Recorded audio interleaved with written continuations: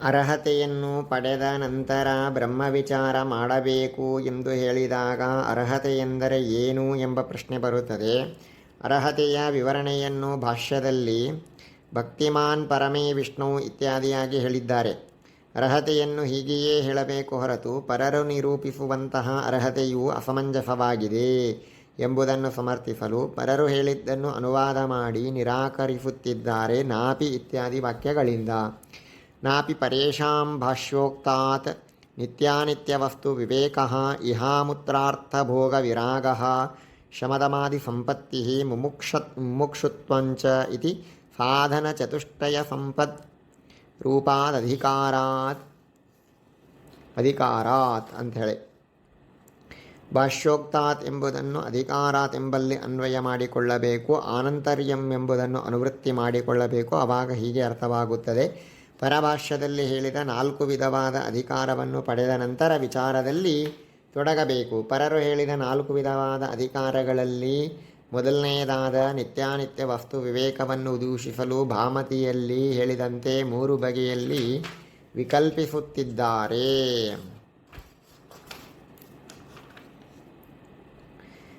ತಥಾ ಹಿ ನಿತ್ಯಾನಿತ್ಯ ವಸ್ತು ವಿವೇಕಃ ನಾಮ ಕಿಂ ಬ್ರಹ್ಮೈವ ನಿತ್ಯಂ ಅನ್ಯತ್ ಅನಿತ್ಯಂ ಇತಿ ವಿವೇಕಃ ಕಿಂ ವಾ ಆತ್ಮ ಅನಾತ್ಮ ಸಮುದಾಯೇ ನಿತ್ಯತ್ವ ಅನಿತ್ಯತ್ವೇ ಸ್ತಃ ತೌ ಚ ಧರ್ಮೌ ತಯೋಶ್ಚ ಧರ್ಮೇಭ್ಯಾಂ ಭವಿತವ್ಯಮಿತಿ ನಿಶ್ಚಯಃ ಯದ್ವಾ ಅನಿತ್ಯಸ್ಯ ಸಂಸಾರಸ್ಯ ಕಿಂಚಿತ್ ಅಧಿಷ್ಠಾನಮಸ್ತೀತಿ ನಿಶ್ಚಯೋ ನತು ಬ್ರಹ್ಮ ಇತಿ ಅಂಥೇಳಿ ಇಲ್ಲಿ ಇಷ್ಟು ವಿಕಲ್ಪವನ್ನು ಮಾಡ್ತಾ ಇದ್ದಾರೆ.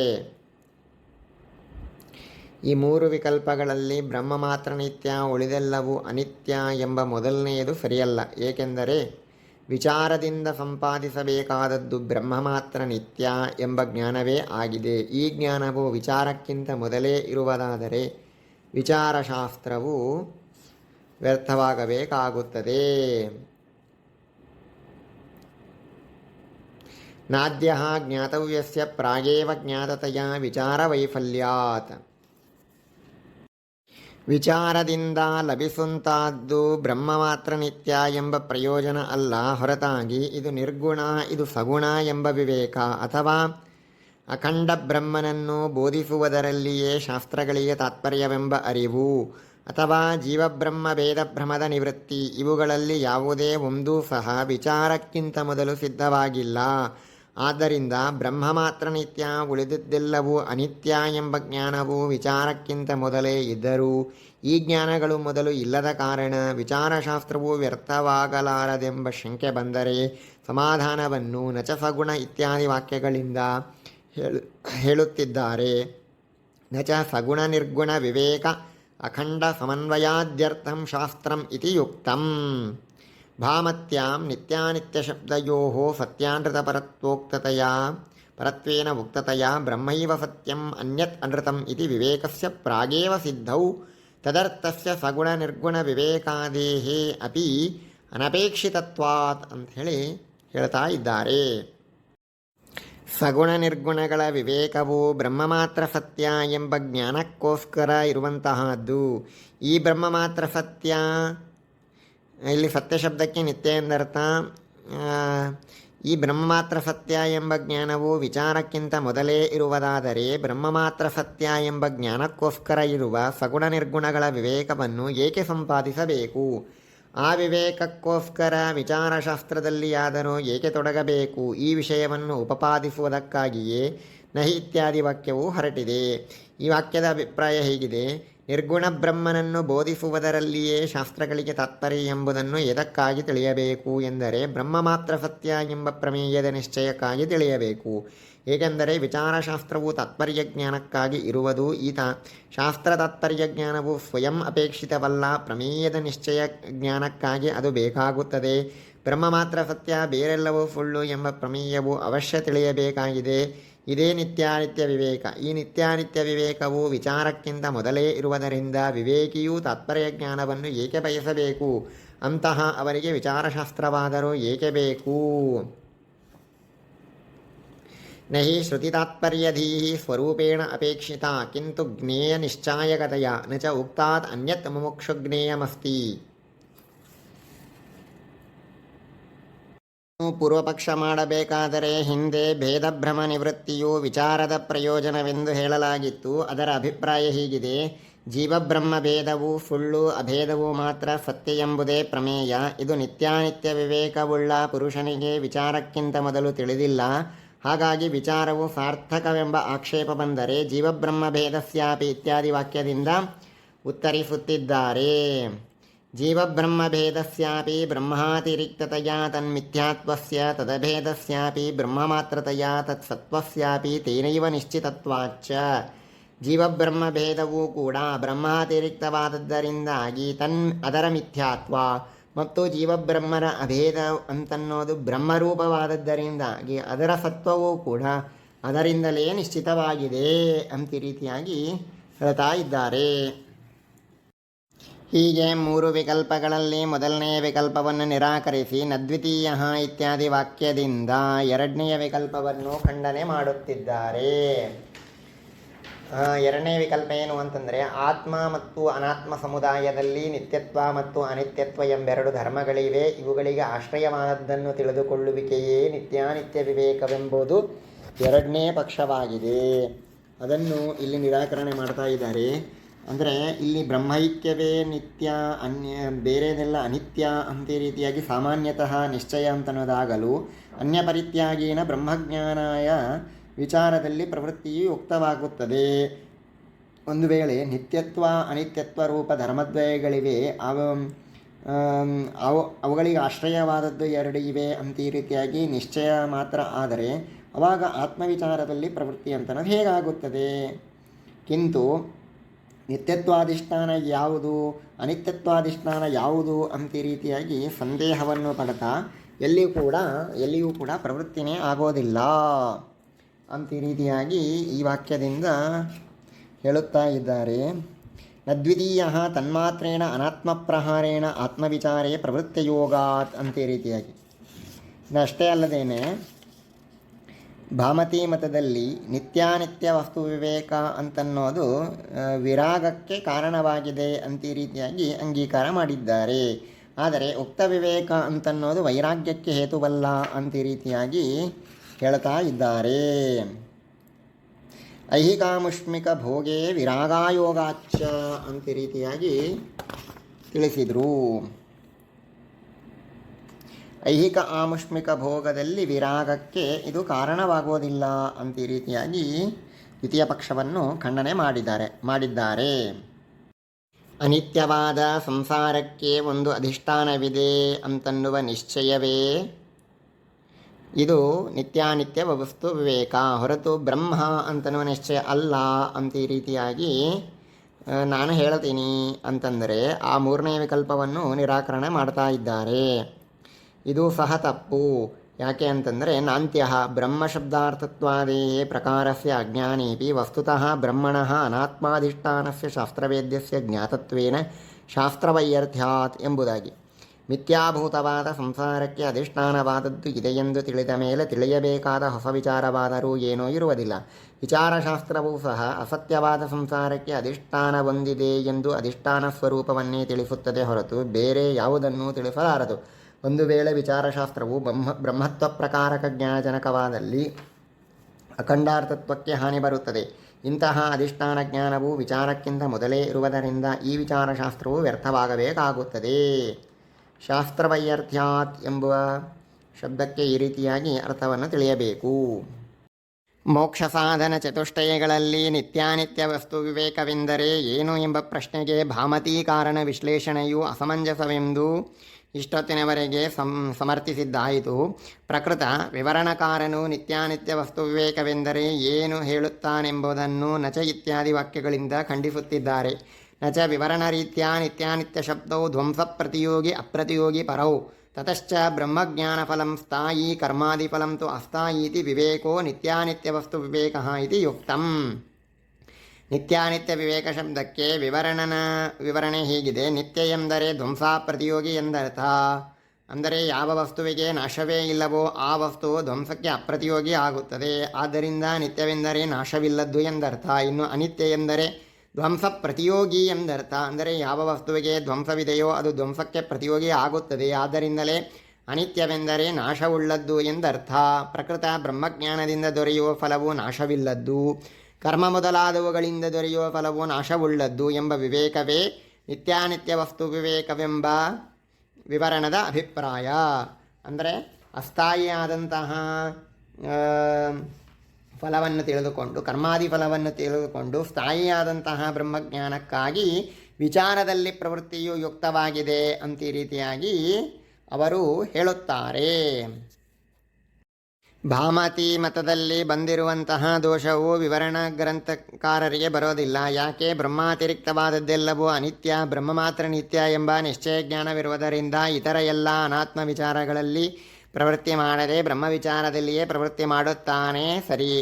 ಮತ್ತು ಐಹಿಕವಾದ ಭೋಗಗಳಲ್ಲಿ ವೈರಾಗ್ಯವೂ ಕೂಡುತ್ತದೆ. ಆದರೆ ವಿವರಣಾ ಮತದವರಿಗೆ ನಿತ್ಯಾನಿತ್ಯ ವಸ್ತು ವಿವೇಕವನ್ನೇ ಸಮರ್ಥಿಸಲು ಆಗುವುದಿಲ್ಲ. ಯಾವ ವಸ್ತುವಿಗೆ ಅಸ್ತಿತ್ವವೇ ಇಲ್ಲವೋ, ಅಂದರೆ ನಾಶವಾಗುವುದಾದರೂ ಅದು ಹೇಗೆ ಸಾಧ್ಯ? ಅದ್ವೈತಿಗಳು ಆತ್ಮಾತಿರಿಕ್ತವಾದಂಥನ್ನೆಲ್ಲ ಸುಳ್ಳೆಂದು ಹೇಳುತ್ತಾರೆ. ಕರ್ಮವೂ ಆತ್ಮಾತಿರಿಕ್ತವಾದದ್ದರಿಂದ ಸುಳ್ಳೆಂದಾಯಿತು. ಇದಕ್ಕೆ ನಾಶ ಹೇಳಲು ಸಾಧ್ಯವಿಲ್ಲ. ಆದ್ದರಿಂದ ಕರ್ಮಜ್ಞಾನ ಫಲವು ನಾಶವುಳ್ಳದ್ದು, ಬ್ರಹ್ಮಜ್ಞಾನ ಫಲವು ನಾಶವಿಲ್ಲದ್ದು ಎಂಬ ವಿವೇಕ ಹುಟ್ಟಲು ಸಾಧ್ಯವಿಲ್ಲ.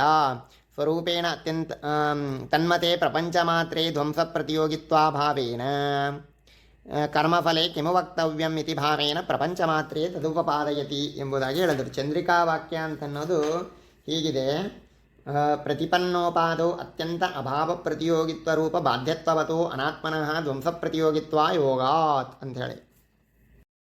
ಸ್ವರೂಪೇಣ ಅತ್ಯಂತಾಭಾವವನ್ನು ಹೇಳ್ತಿರೋ, ಪಾರಮಾರ್ಥಿಕತ್ವಾಕಾರೇಣ ಅತ್ಯಂತಾಭಾವವನ್ನು ಹೇಳ್ತಿರೋ ಅಂತೇಳಿ ವಿಕಲ್ಪವನ್ನು ಮಾಡಿ ಮೊದಲನೇ ಪಕ್ಷವನ್ನು ಇಲ್ಲಿ ಇಷ್ಟೊತ್ತಿನವರೆಗೆ ನಿರಾಕರಣೆ ಮಾಡಿದರು. ಅಂದರೆ ಧ್ವಂಸ ಅಪ್ರತಿಯೋಗಿತ್ವ ಅಯೋಗಾತ್ ಅಂತ ಈ ರೀತಿಯಾಗಿ ಪ್ರತಿಪನ್ನೋಪಾದು ಅತ್ಯಂತಾಭಾವ ಪ್ರತಿಯೋಗಿತ್ವ ರೂಪ ಬಾಧ್ಯತ್ವವದು ಅನಾತ್ಮನಃ ಧ್ವಂಸ ಪ್ರತಿಯೋಗಿತ್ವ ಅಯೋಗಾತ್ ಅಂತ ಈ ರೀತಿಯಾಗಿ ಹೇಳಿದರು. ಅಂದರೆ ಶಶವಿಷಾಣಾದಿವತ್ ಸ್ವರೂಪಸ್ಯೈವ ಅಭಾವೇ ಕುತೋಧ್ವಂಸಃ ಅಂತ ಈ ರೀತಿಯಾಗಿ ಹೇಳ್ದಂಗಾಯಿತು. ಅಂದರೆ ಮಿಥ್ಯಾತ್ವ ಎಂದರೆ ಬಾಧ್ಯತ್ವ, ಬಾಧ್ಯತ್ವ ಎಂದರೆ ಪ್ರತಿಪನ್ನೋಪಾದು ಅತ್ಯಂತಾಭಾವ ಪ್ರತಿಯೋಗಿತ್ವ ಎಂದರ್ಥ. ಯಾವ ಅಧಿಷ್ಠಾನದಲ್ಲಿ ಇದೆ ಎಂದು ತೋರುತ್ತದೋ ಅಲ್ಲೇ ತಾನಿಲ್ಲದಿದ್ದಲ್ಲಿ ಬಾಧ್ಯವೆಂದು ಕರೆಯಲಾಗುತ್ತದೆ. ಇದನ್ನೇ ವಿವರಣದಲ್ಲಿ ಹೀಗೆ ಹೇಳಲಾಗಿದೆ: ಪ್ರತಿಪನ್ನೋಪಾದೋ ಅಭಾವ ಪ್ರತಿಯೋಗಿತ್ವ ಲಕ್ಷಣಸ್ಯ ಎಂದು. ಇಂತಹ ಮಿಥ್ಯಾತ್ವವು ಮೊಲದ ಕೊಂಬನಂತೆ ಅಸತ್ಯವಾಗಿದೆ.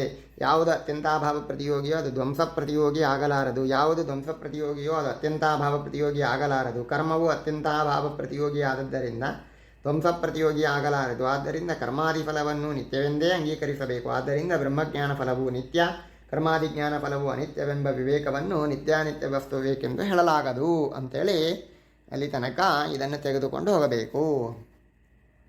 ಅದಕ್ಕಂತ ಇದ್ದಾರೆ: ಪಾರಮಾರ್ಥಿಕತ್ವಾಕಾರೇಣ ಅತ್ಯಂತಾಭಾವ ಸ್ವರೂಪೇಣ ತು ಧ್ವಂಸಃ ಅಂತ ರೀತಿಯಾಗಿ ದ್ವಿತೀಯ ಪಕ್ಷವನ್ನು ಅಂಗೀಕಾರ ಮಾಡಿದರೆ ಅದನ್ನು ಅಂಗೀಕಾರ ಮಾಡ್ತೀವಿ ಅಂತ ಅಂತಿದ್ದಾರೆ. ಅಂದರೆ ಯಾವ ಅಧಿಷ್ಠಾನದಲ್ಲಿ ಇದೆ ಎಂದು ತೋರುತ್ತದೋ ಅಲ್ಲೇ ಪಾರಮಾರ್ಥಿಕ ರೂಪದಿಂದ ಇಲ್ಲದಿದ್ದಲ್ಲಿ ಮಾತ್ರ ಬಾಧ್ಯವೆಂದು ಕರೆಯುತ್ತೇವೆ. ಒಂದು ವೇಳೆ ಸ್ವರೂಪತಃ ಅತ್ಯಂತಾಭಾವ ಪ್ರತಿಯೋಗಿತ್ವವನ್ನು ಹೇಳಿದ್ದಲ್ಲಿ ಸ್ವರೂಪತಃ ಧ್ವಂಸವನ್ನು ಹೇಳುವುದು ವಿರುದ್ಧವಾಗುತ್ತಿತ್ತು. ಆದರೆ ನಾವು ಸ್ವರೂಪತಃ ಅತ್ಯಂತಾಭಾವ ಪ್ರತಿಯೋಗಿತ್ವವನ್ನು ಅಂಗೀಕರಿಸುತ್ತಿಲ್ಲ. ಆದ್ದರಿಂದ ಪಾರಮಾರ್ಥಿಕ ರೂಪದಿಂದ ಇಲ್ಲದಿರುವ ವಸ್ತುವಿಗೆ ಸ್ವರೂಪತಃ ನಾಶವನ್ನು ಹೇಳುತ್ತಿದ್ದೇವೆ. ಅಂದರೆ ಸ್ವರೂಪಸ್ಯ ಧ್ವಂಸಃ ಅಂತ ಈ ರೀತಿಯಾಗಿ ಏನು ಹೇಳಿದ್ದೇವೋ ಅದು ಉಪಪನ್ನವಾಗ್ತದೆ. ಯಾಕೆಂದರೆ ಸ್ವರೂಪ ಅಂತನ್ನೋದು ಇದ್ದದ್ದರಿಂದ ಅಂತ ಈ ರೀತಿಯಾಗಿ ಹೇಳ್ತೀವಿ ಅಂತಂದರೆ ಅದಕ್ಕೆ ದೋಷವನ್ನು ಕೊಡ್ತಾ ಇದ್ದಾರೆ. ಇತಿ ಚೇತನ ಪಾರಮಾರ್ಥಿಕತ್ವಸ್ಯ ಅಬಾಧ್ಯತ್ವ ಸ್ವರೂಪತ್ವೇನ ಅನ್ಯೋನ್ಯಾಶ್ರಯಾತ್ ಅಂತ ಈ ರೀತಿಯಾಗಿ ದೋಷವನ್ನು ಕೊಡ್ತಾ ಇದ್ದಾರೆ. ತಥಾಚ ಪಾರಮಾರ್ಥಿಕತ್ವ ರೂಪವಾದ ಅಬಾಧ್ಯತ್ವ ಸಿದ್ಧವಾದರೆ ತದ್ಘಟಿತವಾದಂತಹ ಬಾಧ್ಯತ್ವ ಸಿದ್ಧವಾಗ್ತದೆ. ಬಾಧ್ಯತ್ವ ಅಂತ ಅನ್ನೋದು ಸಿದ್ಧವಾದರೆ ತದಭಾವ ರೂಪವಾದಂತಹ ಅಬಾಧ್ಯತ್ವ ಅಂದರೆ ಪಾರಮಾರ್ಥಿಕತ್ವ ಅಂತ ಅನ್ನೋದು ಸಿದ್ಧವಾಗ್ತದೆ. ಆದ್ದರಿಂದಾಗಿ ಹೀಗೆ ಜ್ಞಪ್ತವ ಅನ್ಯೋನ್ಯಾಶ್ರಯ ಅಂತ ಅನ್ನೋದು ಬರ್ತದೆ ಅಂಥೇಳಿ ಹೇಳ್ತಾ ಇದ್ದಾರೆ. ಮತ್ತು ಪಾರಮಾರ್ಥಿಕತ್ವಾಕಾರೇಣ ಅತ್ಯಂತಾಭಾವ ಪ್ರತಿಯೋಗಿತ್ವವು ಇದು ಬಾಧ್ಯತ್ವ ಅಂತಂದರೆ ಬ್ರಹ್ಮನಿಗೂ ಕೂಡ ಬಾಧ್ಯತ್ವ ಬರಲಿ. ಯಾಕೆ? ತಥಾ ಅತ್ಯಂತಾಭಾವ ಪ್ರತಿಯೋಗಿತ್ವಸ್ಯ ನಿರಾಕಾರೇ ಬ್ರಹ್ಮಣ್ಯಪಿ ಸಂಭವಾಚ್ಛ ಅಂತ ಈ ರೀತಿಯಾಗಿ ಹೇಳ್ತಾ ಇದ್ದಾರೆ. ಅಂದರೆ ಪರಮಾರ್ಥತೋ ಧರ್ಮರಹಿತನಾದಂತಹ ಬ್ರಹ್ಮನಲ್ಲಿ ಪಾರಮಾರ್ಥಿಕತ್ವ ಅಂತನ್ನುವ ಆಕಾರವೂ ಕೂಡ ಇಲ್ಲ. ಆದ್ದರಿಂದಾಗಿ ಪಾರಮಾರ್ಥಿಕತ್ವಾಕಾರೇಣ ಅತ್ಯಂತಾಭಾವ ಪ್ರತಿಯೋಗಿತ್ವ ರೂಪವಾದ ಬಾಧ್ಯತ್ವವು ಬ್ರಹ್ಮನಲ್ಲಿಯೂ ಕೂಡ ಬಂತು. ಮತ್ತು ಇನ್ನೊಂದು ದೋಷ ಬರುತ್ತದೆ. ಪಾರಮಾರ್ಥಿಕ ರೂಪದಿಂದ ಇಲ್ಲದಿರುವ ವಸ್ತುಗಳಿಗೆ ನಾಶವಿದೆ ಎಂದು ಹೇಳುವುದಾದರೆ ಶುಕ್ತಿರಜತಕ್ಕೂ ನಾಶವನ್ನು ಹೇಳಬೇಕಾದೀತು. ಇಷ್ಟು ಹೇಳಿದಾಗ ಅವರು ಕೇಳ್ತಾರೆ, ಭೂಯಶ್ಚಾಂತೆ ವಿಶ್ವಮಾಯಾ ನಿವೃತ್ತಿ, ಕೊನೆಗೂ ಎಲ್ಲ ಮಾಯೆಯೂ ನಾಶವಾಗುತ್ತದೆ. ಈ ಶ್ರುತಿಯು ಪ್ರಪಂಚಕ್ಕೆ ನಾಶವನ್ನು ಹೇಳುತ್ತಿದೆ. ಅದರಂತೆಯೇ ನೇಹನಾನಾಸ್ತಿ ಕಿಂಚನ, ಬ್ರಹ್ಮನಲ್ಲಿ ಭೇದ ಪ್ರಪಂಚವಿಲ್ಲ ಎಂಬ ಶ್ರುತಿಯು ಪ್ರಪಂಚವೇ ಇಲ್ಲವೆಂದು ಹೇಳುತ್ತಿದೆ. ಹೀಗೆ ಒಂದು ಶ್ರುತಿಯು ಪ್ರಪಂಚಕ್ಕೆ ನಾಶವನ್ನು ಹೇಳುತ್ತಿದೆ, ಮತ್ತೊಂದು ಶ್ರುತಿಯು ಪ್ರಪಂಚವನ್ನೇ ಇಲ್ಲವೆನ್ನುತ್ತಿದೆ. ಈ ಎರಡೂ ಶ್ರುತಿಗಳನ್ನು ಕೂಡಿಸಬೇಕಾದರೆ ಪಾರಮಾರ್ಥಿಕ ರೂಪದಿಂದ ಅತ್ಯಂತಾಭಾವವನ್ನು, ಸ್ವರೂಪದಿಂದ ನಾಶವನ್ನು ಎರಡನ್ನೂ ಅಂಗೀಕರಿಸಬೇಕು ಅಂಥೇಳಿ ಮಾಯಾವಾದಿಗಳು ಹೇಳ್ತಾರೆ. ಅದೇ ಟಿಪ್ಪಣಿಕಾರರು ಬರೀತಾರೆ, ಏನನು ಭೂಯಶ್ಚಾಂತೆ ವಿಶ್ವಮಾಯಾ ನಿವೃತ್ತಿ ಇತಿ ಶ್ರುತಿಬಲಾದ್ ಧ್ವಂಸಃ ನೇಹನಾನ ಇತಿ ವಾಕ್ಯಬಲಾದ್ ಅತ್ಯಂತಾಭಾವ ಅಂಗೀಕ್ರಿಯತೆ ಇತಿ ಚೇತ್ ತರ್ಹಿ ಗೌರನಾದ್ಯಂತವತಿ ಇತಿ ಶ್ರುತಿಬಲಾತ್ ಮೋಕ್ಷೇಪಿ ಅನುವೃತ್ತಿ ಅಂಗೀಕಾರ್ಯ ಶ್ರುತಿತ್ವಾವಿಶೇಷಾತ್ ಇತ್ಯಾಹ. ಹಾಗಾದರೆ ಪ್ರಪಂಚಕ್ಕೆ ಸದಾ ಅಸ್ತಿತ್ವವನ್ನು ಹೇಳುವ ಶ್ರುತಿಗಳಿಗೂ ನೀವು ಗೌರವ ಕೊಡಬೇಕು. ಗೌರನಾದ್ಯಂತವತಿ, ಅವಿದ್ಯೆಗೆ ಆದ್ಯಂತಗಳಿಲ್ಲ. ಯಶೋಶ್ವತ್ತ ಸನಾತನಃ, ಈ ಪ್ರಪಂಚವು ಸದಾ ಇರುತ್ತದೆ ಇತ್ಯಾದಿ ಶ್ರುತಿಗಳೂ ಇರುವುದರಿಂದ ಮೋಕ್ಷದಲ್ಲಿಯೂ ಪ್ರಪಂಚವಿದೆ ಎಂದು ಅಂಗೀಕರಿಸಬೇಕಾದೀತು. ಆದರೆ ನೀವು ಅದನ್ನು ಅಂಗೀಕರಿಸುವುದಿಲ್ಲ. ಅದನ್ನೇ ಚಂದ್ರಿಕಾಚಾರ್ಯರು ತಮ್ಮ ವಾಕ್ಯಗಳಲ್ಲಿ ಹೇಳ್ತಾರೆ. ಅತಾತ್ವಿಕೆ ರೂಪ್ಯಾದವು ಅನಿತ್ಯತ್ವ ಅವ್ಯವಹಾರಾಚ ಗೌರನಾದ್ಯಂತವತಿ ಯಶೋಶ್ವತ್ತ ಸನಾತನಃ ಇತ್ಯಾದಿ ಶ್ರುತ್ಯನುಸಾರಾಯ ಮೋಕ್ಷೇಪಿ ಅತಾತ್ವಿಕೀ ಅನುವೃತ್ತಿ ನಿವೃತ್ತಿಸ್ತು ತಾತ್ವಿಕೀ.